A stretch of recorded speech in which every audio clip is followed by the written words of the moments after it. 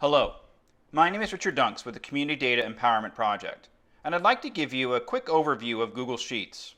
As part of our Community Data Empowerment Project, we've been using Google Sheets as a free application for working with data. You may be experienced using Excel or other spreadsheet applications, which is great. A lot of the operations are very similar, but I want to take a moment and talk about Google Sheets specifically and some of the key things that we use when we're going through working with Google Sheets.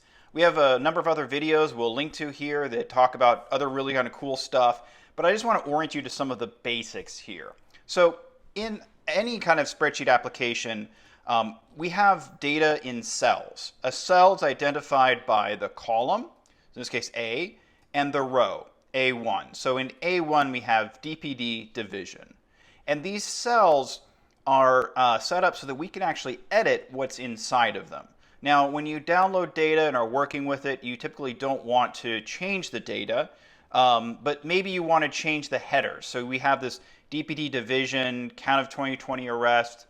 Those can be changed as you feel necessary to be more descriptive or fix spelling errors or whatever else. Some of the other key things to know about, first off, is the zoom. So you can zoom in or out of your data depending on how you want to be able to display it. I've got the zoom here pretty high, so it's easier to see on the screen. There are also some things about formatting. So if we wanted to say, in the case, assuming these weren't actually arrest numbers, maybe this is dollar amounts or whatever, we can change the format of the numbers. And this will change how it's displayed here on the screen. So I can take these numbers and change them into currency, into dollar signs. They're not dollar signs, but for the purpose of this, I wanted to show you how you can change the format. There's also other kinds of formats in here.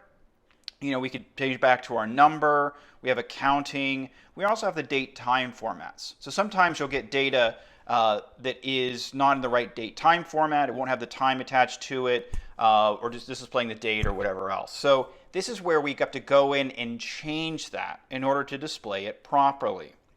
Just like with a word processing application too, we have all the options for the fonts that we want to use, the font size, the bold, italic, all those kinds of things. So I would encourage you, if you're big on fonts, to take a moment and be familiar with that. I'm big on fonts, so I understand that. But it helps you display the data so it's easier to see. So those are some key things. The other things here, you can change the text color, the fill color. You can do a lot of other things with it. Thank you very much for watching this video. If you want to connect with us, you can check out our website, datafordallas.org, email us at info@datafordallas, or find us on Facebook or Instagram.